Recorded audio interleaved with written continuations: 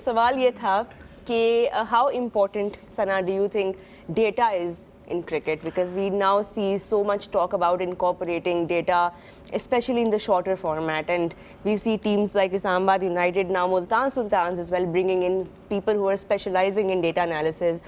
Pakistan team के साथ भी associated हैं. कितना important है data, या is it just something that is देखिए आज हमारे ऑफ द कैमरा बहुत बात हो रही थी साइड किक की ना, तो डाटा जो होता है वो साइड किक के तौर पे आप यूज़ करें.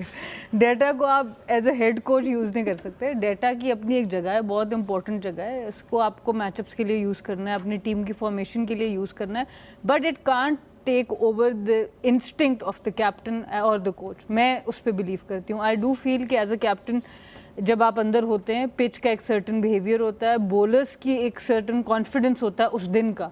एट टाइम्स आपको एक बॉलर से वाइब आ रही होती है एज अ कप्तान के, यार ये आज इस वक्त जोन में, तो उस वक्त आगे कोई भी हो वो बॉलर आपको डिलीवर कर जाता है. वहाँ पर captain should be the man in charge to take that decision. Yes, data needs to be there. वो उधर से आपने फीडबैक ज़रूर लेना है. सबकॉन्शियस लेवल पे आपको पता होना चाहिए कि अच्छा इस प्लेयर का यहाँ पे प्लस पॉइंट है, वीक पॉइंट है.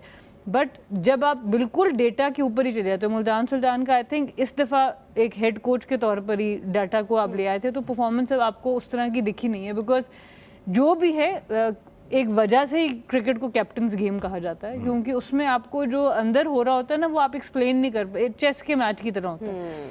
आपका इंट्यूटिवनेस इज मोर इंट्यूटिवनेस आपकी. देखो मैच आपका ऐसे पलट सकता है कि आपने बारी की ड्राई कंडीशंस में और एकदम से बारिश आ गई, तो अब बिहेवियर पिच का, आपके बॉलर्स का बिहेवियर, आउटफील्ड का बिहेवियर, सब कुछ मुख्तलिफ हो गया. वहाँ पे फिर कैप्टन गुम जाएगा अगर वो सारा वक्त डाटा पे बिलीव करता है. तो ये जो स्ट्रीट स्मार्टनेस, जो क्रिकेट की अवेयरनेस है, वो वहाँ पर होनी चाहिए, but data should only be supporting. मेरा ज़ाती एज अ टूल.